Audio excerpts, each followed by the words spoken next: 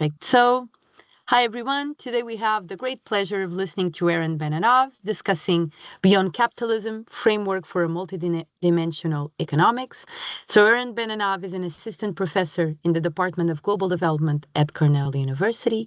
He's an historian, sociologist, and economic and social theorist, and his research spans a variety of topics, including automation and the future of work, unemployment and underemployment, histories of social and economic development, critical theory, and alternative economic systems. So fits right very well within our project.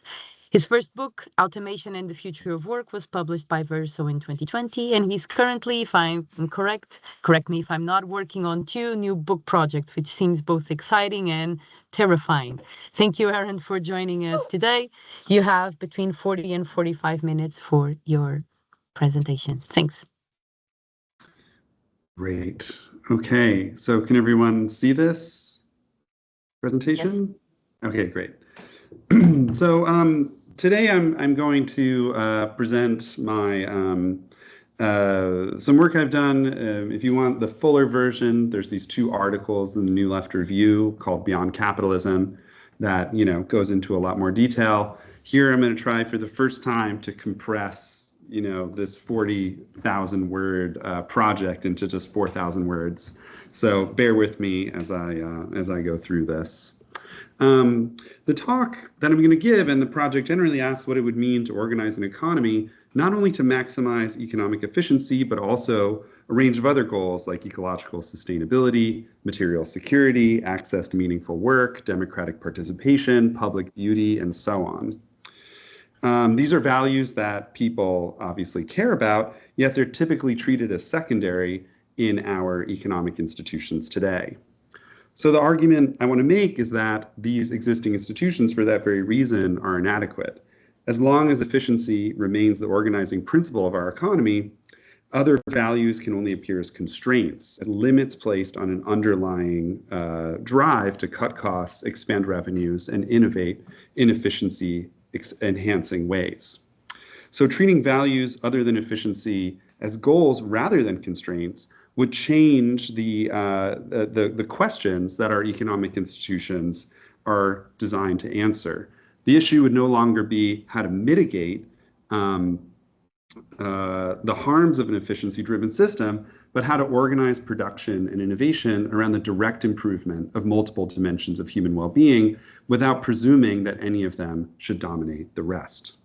The problem is that organizing the economy around multiple values has an unavoidable implication, which is conflict. People disagree about which values matter, how they should be defined and operationalized, and how they should be prioritized against one another. And there's no technocratic solution to these fundamentally ethical and political problems. So the idea here is that any value plural economy would have to confront trade-offs across its various goals under conditions of persistent but reasonable disagreement. For that very reason, the aim of this project is not to offer a blueprint for the good society. Instead, it is about asking what kinds of economic institutions would allow societies to work out these questions for themselves over time and in spite of that disagreement. So the larger project that I'm engaged in has these three parts that I'm working on with different people. The first is to develop a formal economic framework that explains how to think about economic coordination in a multi-objective economic system.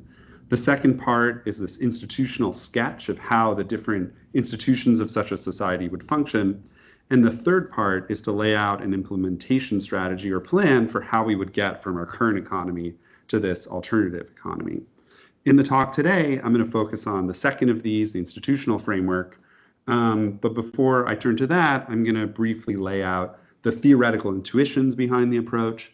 And if I have time in a conclusion, I'll briefly discuss the implementation strategy.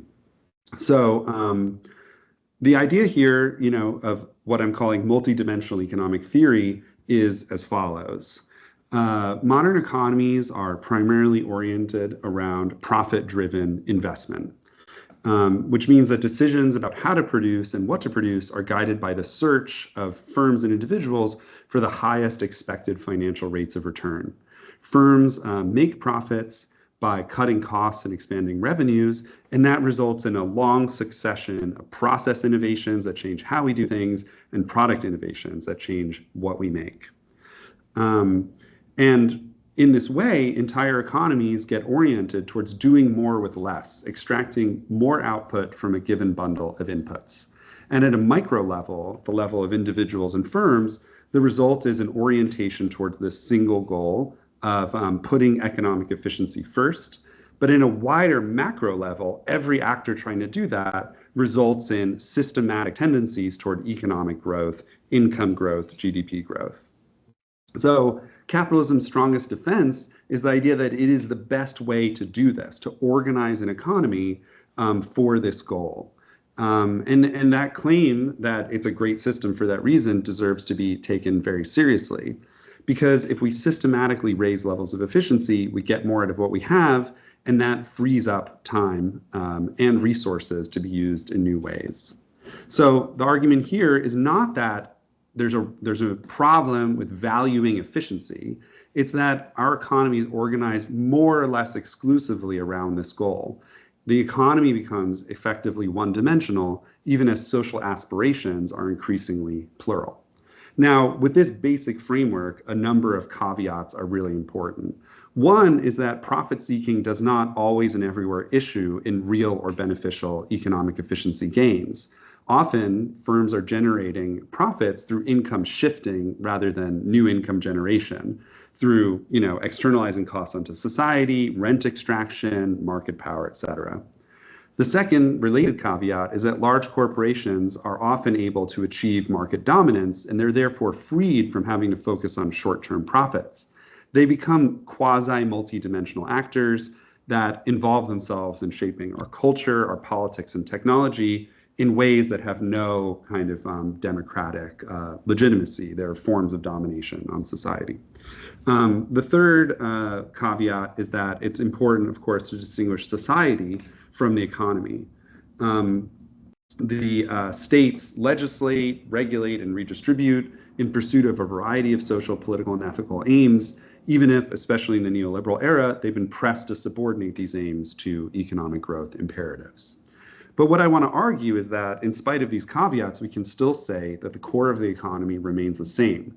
Profitability functions as the measure of success and the rule by which resources are allocated and reallocated, and the result is what I call an efficiency-first economy. It's an economy that can acknowledge other goals, but only as subordinate to the goal of economic efficiency. Now, a whole host of reforms over the past few decades have sought to address the growing disjunction between a society with plural social aims and ecological aims and this one-dimensional economic core. We have like corporate social responsibility, ESG investing, B corporations, ethical consumption, sustainable development goals, OECD beyond GDP dashboards. These are all efforts that reflect a widely shared intuition that economic coordination should serve multiple ends. Yet, I would say that they repeatedly fail to transform the system's core dynamics. It's not that they don't change anything, but in short, profitability remains the economy's organizing principle. And one reason why that really matters, that I won't have too much time to talk about today, but that I think is really essential, is that practical knowledge about what and how to produce is really concentrated in firms. And those firms are locked in our society into this efficiency-first framework. What that means is that even when workers and managers care deeply about other goals, their concerns are systematically traded off against financial returns. And as a result, multidimensional reasoning is suppressed precisely where it needs to take root in these organs of practical knowledge in our society. What I want to do here is explore the possibility of a genuinely multidimensional economy, one in which economic coordination is no longer oriented toward a single dominant value, but instead allows many people to pursue many goals at once. And the idea is that this multidimensionality is not a secondary feature or just one aspect of a desirable post-capitalist society. The idea here is that human flourishing requires the pursuit of multiple ends that together constitute a broad and realistic conception of human well-being, so that multidimensionality is both the precondition and the practice of human flourishing. I'm going to argue that achieving such an economy requires a radical shift. We have to eliminate profitability as the key driver and incentive structure for firms. We have to dismantle the financial system that allocates and reallocates resources around financial returns. And in place of that, we need mechanisms that direct resources toward a plurality of projects that advance a plurality of goals.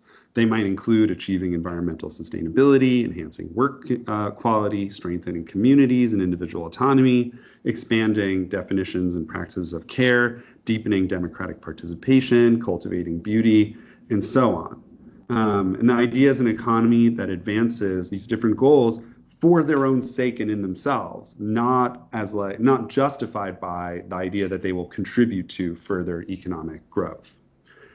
The problem, as I mentioned earlier, is that we can't fix society's goals in advance. A multidimensional economy cannot presume which goals matter, how many goals matter, how each one should be defined or operationalized for the economy, and how goals should be balanced or prioritized against one another. Societies have to be able to take these as political and ethical questions, and they have to be able to revise their values over time in response to new problems and possibilities. For that reason, I describe the alternative I'm sketching as an n-dimensional economy, by which I mean that the number and content of dimensions is not given once and for all. This framework places a lot of demands on institutional design. It has to be a system open to whatever goals people collectively decide to pursue. And at the same time, it still has to be an economy. And what that means is that it has to operate under conditions of scarcity, where fundamental resources like labor, machinery, land, et cetera, are limited, and therefore choices have to be made across alternative uses. Not everything can be maximized at once. Some goals may be technologically incompatible at a given moment, while others may be compatible in principle but unattainable given these resource constraints. So the idea here is that a multidimensional economy has to be an economy that systematically surfaces good alternatives, good alternative ways of composing our values, and provides procedures for choosing among those alternatives without embedding a bias toward any particular goal. And the result, therefore, is that economic coordination becomes an explicitly conflictual process structured around ethical and political disagreements over competing options or competing futures, which embed different value compositions within them. A key distinction here for the project, which I won't go into too much detail about, is a distinction between substitutable means and non-substitutable ends. So choosing between different ways of achieving one goal, like getting to a destination via car, train, or plane, involves substitution possibilities across these different means. But we're talking here about non-substitutable ends, where gains in one dimension don't fully offset losses in another. You can have a society that sacrifices economic growth to sustainability, but then it just has less of one and more of the other. They're not substitutable means to achieve the same goal. So there's this issue of non-compensation. And what that means is that the fundamental economic choices that have been made in this society are in some way about the shapes of individual lives and societies, what fundamentally matters to them, and what their ethical and political priorities are. Now, surprisingly, given the way a lot of people think about these issues, I'm going to say that markets are actually effective for such a system. Markets are effective at allocating scarce resources among competing means and aims under budget constraints. But to perform this operation in a multidimensional economy, markets have to be transformed, especially in terms of how firms operate. So I've already started to indicate that firms in capitalism have this singular incentive structure. They're designed to make as much revenue as they can while spending as little of it as possible, because their goal is to generate a surplus. And out of that financial surplus, they pay the owners of the firm an income, and they also invest in firm expansion. And this is what ends up privileging economic efficiency over other considerations.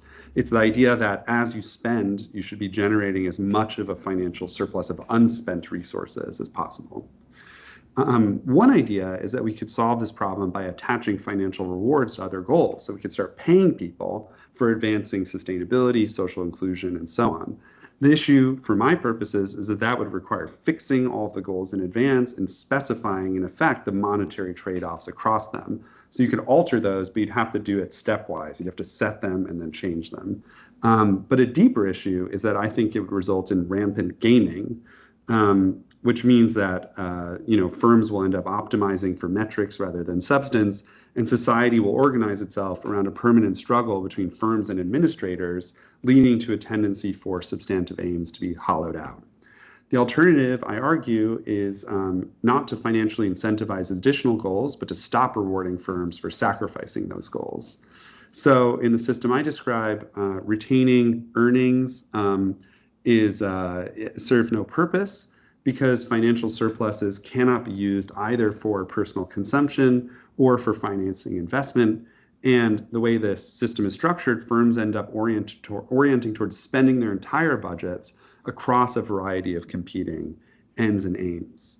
This system is enforced through replacement of the current monetary system with a new digital dual currency system, which has two currencies that are strictly separated. Credits are used for consumption and points are used for production and investment. People receive credits in two forms. I'll say a little bit more about this later, but they get a universal basic income. There's also work-based salaries that can be full-time or part-time. A lot of people's needs are met through freely accessible public services. And firms receive points in a variety of ways. I could explain how it works in more detail, but they, either through sales, direct sales to consumers pay credits, firms get points, through provision of free services to parts of the population, or through sales to other firms, which are sold in points and firms get points. In turn, firms spend their points on two types of payments. One is rental charges for the use of land, labor, and capital, which are paid to society, not to any workers or anyone. They're just paid into a common fund and removed from circulation. And the other thing they do is they spend their points on intermediate inputs and raw materials produced by other firms, and then those points pass on to those firms to cover their expenses. But a key idea here is that points can't be retained for later use. Unspent points lose value over time and disappear. Points also can't be exchanged for credits, and they can't be used to fund investment. Investment instead, although it's denominated in points, is handled through a separate, explicitly political set of institutions that I'll talk about later. And so for this very reason, because unspent point balances lose value over time and disappear, firms are incentivized to spend their full budgets in each period, not to create a surplus. And that's what removes this privileging of economic efficiency over other goals. That the system is a digital system is important because we can use algorithms to enforce this credit points distinction. We can also, because it's a digital system, we can have very strong privacy protections for consumer spending, except aggregate spending.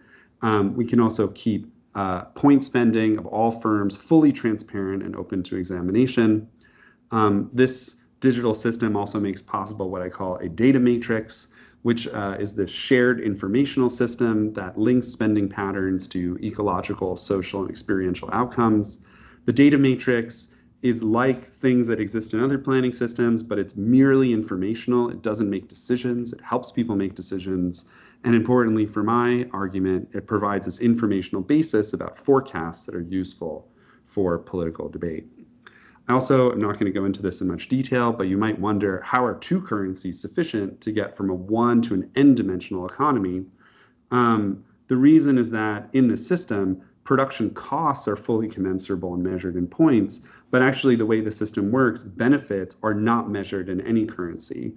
Benefits are real and substantial, they're incommensurable, they can be thought of in many different ways. And the system is designed to create this gap between commensurable costs and incommensurable benefits. That's what makes it a genuinely multidimensional system. So now I'm going to turn from this kind of theory to the framework and just go through it quite quickly. So one key precondition of a multidimensional economy is that everyone's guaranteed material security, so they're free to think and act in multiple social and ecological dimensions. As I mentioned, people get basic, universally accessible basic services. They get a basic income. If people work, they get an additional salary paid monthly. with socially determined expectations around roughly how many hours full-time work is, but they can also work part-time at different percentages of full-time. And one key implication of this system is that the motivation to work is no longer secured by fear of material and social deprivation, which means work itself has to change. But thankfully, in a multidimensional economy, improving the quality of work can be one of the aims of the economy, and it'd be a particularly essential aim alongside ecological sustainability, especially in the early transition phase to a multidimensional economy. On the production side, it's important that there's no private ownership of firms. There are no financial markets for trading shares of ownership. Instead, all firms are public. They're created and dissolved through social procedures that I'll talk a little bit about. And they're also run autonomously by their workers, subject to certain conditions that I'll also describe later. It's among the other actors, there's really important these sectoral investment boards that regulate entry, exit, and capacity expansion in any given sector. These boards also allocate investment funds to firms in a sector to be used to improve what they do in any number of ways. There's no financial returns on this investment. The returns are the real benefits the investments provide or purport to provide. There's also coordinating committees that provide additional funds to projects. And the way they work is that they're cross-sectoral organizations that function as a kind of credit policy so that the whole economy can be shifted in certain directions that are politically desirable and democratically determined. Alongside consumers, firms, and investment bodies, there's also this whole associational layer of technical associations that handle the different professions of society, and civic, political, and cultural free associations, which are funded in a way I'll describe later. But it's really important that this is a liberal, democratic system with strong liberal freedoms, rule of law, and rights of judicial redress that protect all the actors in their activities. And the idea is that the design of all these institutions has this structure where at every level, actors face a set of strict budget constraints, have to articulate alternative uses of limited resources given their constraints, and then choose among those options. And to do all this without presuming that the benefits of their activity can be thought of in terms of a single thing like utility, and also therefore that they can't be ranked on a single scale. So I'm just going to now describe how the system works at the macro level. Again, I'm going to go through everything quite briefly and then happy to talk about it all in more detail. But the idea is that to understand how the macroeconomy works, you just have to understand how points move through the system. So there's production periods. They could be continuous or monthly or yearly. It doesn't really matter. Society pushes points into the accounts of 5 different categories of final producers. These are firms that sell goods directly and services directly to consumers, providers of public services that are mostly free but can have some kind of use cost. There's administrative bodies like the technical associations and the investment boards that have costs associated with them. There's firms in the investment sector, and there are free associations. And all of these receive points. They all get their points in different ways. I can explain like how each one works, but there's not enough time to go into detail about that. Once these final producers get their points, they start to spend them. And as I mentioned, they spend them on rental charges, which are paid to society for the use of land, labor, and capital goods. And again, I could explain how those are determined, but too much for this talk. Any payments for rental charges are removed from the system immediately. Any payments for intermediate inputs, which are the things that the firms need to produce what they produce, they pay for those, and then those points are passed on to the paid supplier firms, and they in turn do the same thing. So you can imagine each set of points gets pushed into the system, and then as payments for rental charges accumulate, all of those points are eventually removed from the system over time. This is very similar to how GDP is calculated in expenditure terms across all the final producers, or in income terms. But here it's not real income, it's a kind of system placeholder of all the rental charges for factors that get paid. It's really important that firms can't retain points, so any unspent balances lose value and disappear over time. And the result is that there's no production side saving on the part of firms. And I can talk about why, but that's actually really important. It addresses the central macroeconomic problem of capitalist economies, which is the persistent underutilization of resources that happen when firms save rather than spend the money that flows towards them. So in this system, firms can't withhold spending. Currency circulates until it gets removed. And the result of this is what I call, based on Keynes, but extending it, a fully functional finance in which aggregate demand is always sufficient to utilize all resources. The result is that there's no involuntary unemployment, no involuntary unemployment in the system. And the central economic problem becomes not how to fully utilize resources, but really how to choose among alternative uses of fully employed resources. So now I'm going to talk a little bit about how firms work. Firms are the central agents of production in a multidimensional economy. Each firm has a function, a substantive purpose. It could be producing bicycles, caring for the sick, delivering food, or maintaining infrastructure. But what's really important is that the way these firms pursue their purposes is always multidimensional. So they want to produce at low cost and high quality, essentially efficiently. They want to also produce sustainably. They want to generate good quality work. They want to achieve democratic legitimacy, and so on and so forth. They can have n-dimensional goals. Precisely because they have all these non-substitutable goals, there's no single optimal way for them to produce. We can't evaluate these firms and say, oh, this firm is producing in the best way, and that firm is not. There are many maximal options for production. There are bad options, but there's many good options. And firms have to make ethical and political judgments about which way to produce in accord with those judgments. Firms have a lot of autonomy or full autonomy in how they make these decisions, but this autonomy is conditional. Firms have to meet three fundamental constraints in order to remain in good standing. One is that they have to abide by strict budget constraints, so they have to only spend the points that they've received. They also have to operate at normal capacity utilization, so they should average like 85 or whatever % use of their resources. And they also have to meet a whole range of modifiable and updated sector-specific standards for like ecological production and so on. Those can just be whatever the sector decides. When firms are producing goods and services for sale, it ends up being the case that they have to set their prices in ways that allow these conditions to be met. And we could talk about why these conditions will determine a specific set of prices in the Q&A if you are interested. But what's important is that they're able to do this because firms can't simply enter new industries in an unregulated way. Entry, exit, and expansion of firms are all regulated through the investment system that limits the supply response to demand to ensure that prices are always high enough that firms have this room for maneuver across their multiple goals. That price stability is really important. It prevents firms from being driven into competitive races to degrade quality in order to survive, and it ends up making the markets in this society resemble oligopolistic markets in capitalist economies, but without any competition among firms for leadership. Instead, the price-setting role that's typically played by dominant firms in oligopolistic markets is here taken over by the investment board itself through its control over sectoral capacity.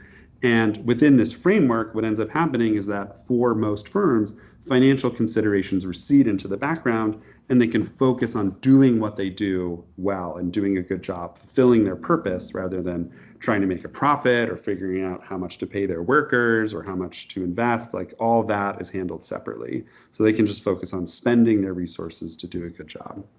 And what that ends up meaning is that for firms in good standing, markets really end up functioning as spaces of experimentation where they can reorganize workflows, test new technologies, choose new suppliers or collaborators. They can bring in all these research institutes and multidimensional consultancies to experiment and try to figure out new ways to solve the problems that they face or use technologies. However, for firms that are poorly performing, these markets retain an important disciplinary role. Because consumers and other firms are free to choose among providers, they'll end up abandoning firms that are unreliable or produce low quality outputs. And that will end up triggering one of those conditions. The firms won't be able to cover their costs, or they won't be able to operate at normal capacity utilization. There's also these evaluation committees that are composed of lottery-based stakeholder representatives that come in to assess firms and tell them what they're doing well and see if they're also violating the third condition, which is that they have to like at least meet a minimum standard for all these different things. And when firms fall out of compliance with one of the three conditions, they enter receivership, which is a state where they lose by degrees that autonomy over their own decisions. And so these receivership committees, also composed of randomly selected stakeholders, come in to diagnose problems, mandate changes, and restore viability. And if this process fails, the firm is dissolved and its resources are reallocated. That's like the basic system, how it works, how it determines prices, how it keeps firms operating under these strict budget constraints. But the result is that the firms in good standing end up being autonomous actors that can pursue plural goals in plural ways within the limits set by their budget. Okay, so that's a big part of it. Coming now to the investment boards and coordinating committees. The idea here is that investments no longer are organized around profitability. Economic progress is no longer limited to income growth. Societies can develop along all these different dimensions and in different directions, and which path they take is governed by these institutions that structure investment. So there are these sectoral investment boards. I won't go over all of them, but there's about 20 or so that handle all these different parts of the society. Importantly, these investment boards are sort of self-managed versions of the sector. They have elected representatives that come from these different stakeholder groups, workers, customers, the wider public, and technical experts. They have three basic responsibilities. First, they make decisions about capacity changes. So they decide whether an industry should expand or contract or remain stable in response to changes in demand, how market share, how resources should be reallocated in response to market share changes. It's really important that, this is politically decided. Just because there's more demand for cars doesn't mean society has to increase production of cars. It's a political decision about whether to change capacity. You could have a post-growth society that just says we're not changing capacity no matter how much demand rises. The second thing they do is that they allocate investment funds to firms. So firms in good standing can submit these investment proposals that specify the costs and points of what they want to do and the expected benefits in substantial terms. There's no financial return on investment. The return is whatever the investment does. There's no ranking of proposals on a common scale. Instead, there's just a vote to decide which proposals to support, and proposals are funded based on how much support they get up to the limit of the board's set budget for that period. And third, boards oversee reproduction of firms and diffusion of viable in previous investments. So they bring in those evaluation committees to check on firms. They distribute some investment funds directly to firms for upkeep. And they fast track different innovations so that they don't have to be relitigated or redecided. And the idea is that handling all these issues separately allows the middle goal of the board to be the main focus, which allows them to focus on new or net investment, which in most societies is like 5% of economic activity or less. It's really important that the boards don't evaluate proposals in isolation because this is a political process. So you have elected representatives that are articulating competing visions of the sector's future. What should healthcare look like? How should we manufacture things? And so on. And they're going to call for proposals that align with their visions that they're trying to see the sector evolve towards. Workers, researchers, and civic groups are going to generate proposals from their own experience, but they're also going to probably end up politically aligning with one or another political group. So they're trying to realize certain types of transformations over time. What's crucial is that although this is a multi-value system, there's no point at which values are fixed inputs into the system. Instead, what happens is that there's proposals and selection of proposals, and the composition of that selection reveals what values matter to society, how they're being defined, how they're being balanced. It's not that people don't argue about values, but in effect, they never decide about values. They decide about concrete proposals, and that, in a way, retroactively or in practice determines what matters to them. So the idea here is that in capitalism, levels of investment rise and fall with opportunities to make a profit, and that generates cycles of boom and bust. In this economy, levels of investment are stable, and what varies instead is the direction of investment, as investment is reallocated across a variety of goals and projects over time. It's important to mention, though, for reasons of time, I'm not going to go into in much detail, that obviously intrasectoral investment isn't enough. There's a lot of big challenges that require cross-sector investment, decarbonizing the economy, reducing the length of the work week, reparations for historical injustices. These all have to be handled by these other institutions called coordinating committees that receive a portion of investment points and advance large-scale projects. They operate on basically 5-year time-limited mandates. They focus on priorities that are chosen democratically, that the direction or way they're going to go about realizing that is also debated and selected democratically. And then what they end up doing is they have a kind of credit policy function. They use their resources to lower the costs of complementary investments across sectors, and that heightens the chance that those investment proposals will be selected and that then society can move together in some way across its sectors. But it's very important that all proposals go through this same process. It's just a credit policy. Anyway, we can talk about that more. But the point is that with the investment boards, the coordinating committees form this core of the multidimensional economy's framework for economic dynamism. And it means that the society can be very dynamic and continuously updating, politically governed, oriented towards all these shifting and plural goals. Okay, the last part of this system, and maybe you can tell me, do I have 5 minutes left, or how much time do I have left? You have five minutes, but you can go over a little bit. That's okay.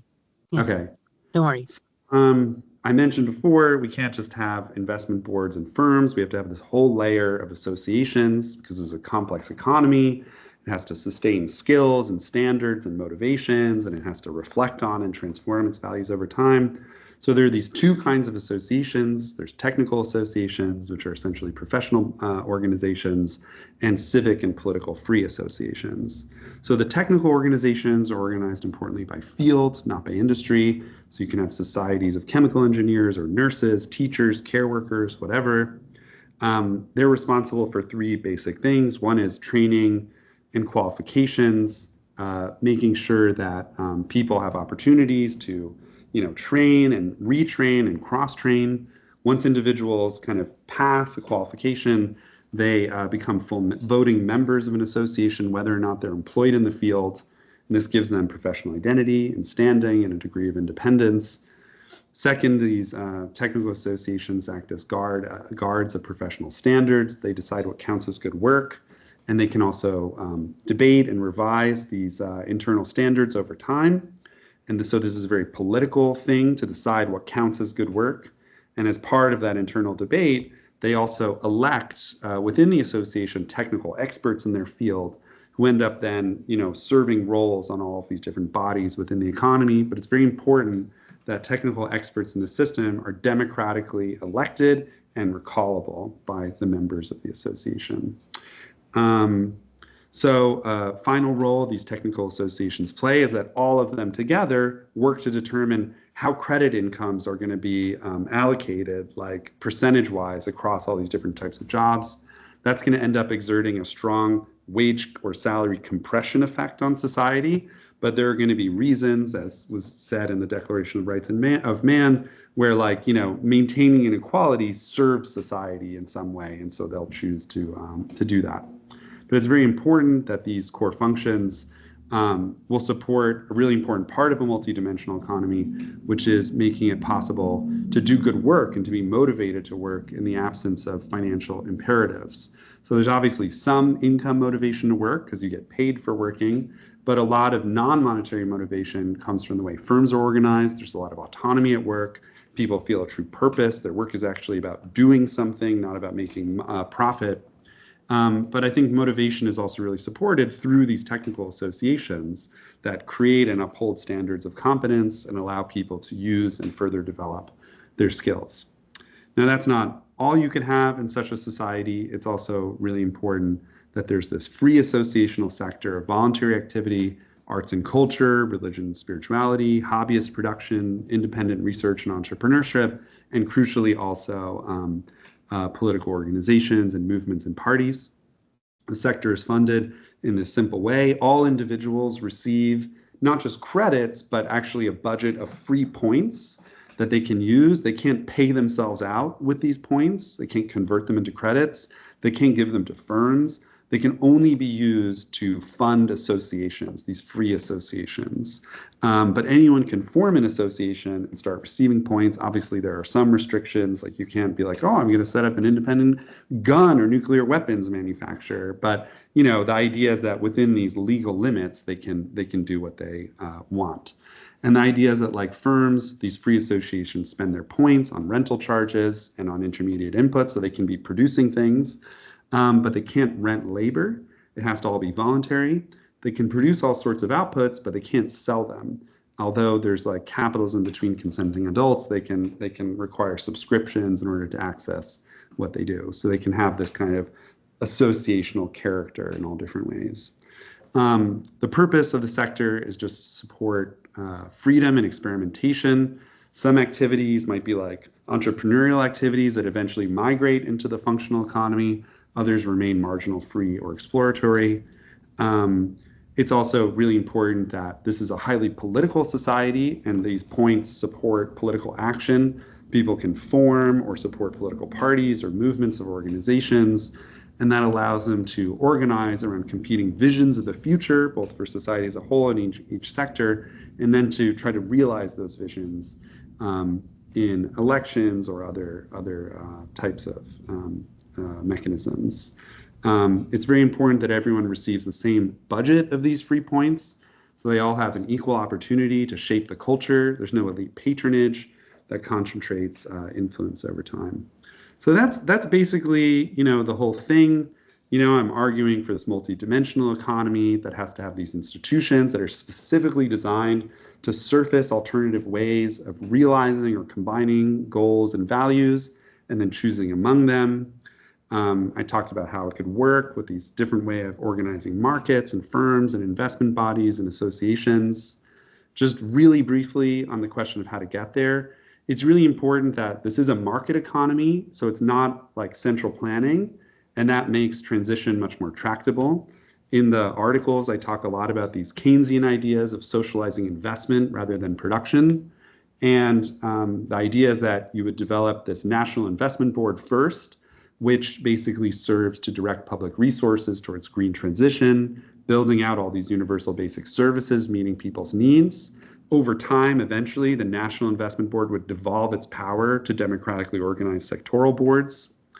You'd have to socialize investment. You have to get this board up and running so that public investment becomes the majority of investment, and any large private investment plans would be subject to public review. So private firms wouldn't be allowed to invest as they want. They would have to clear them, the corporations anyway.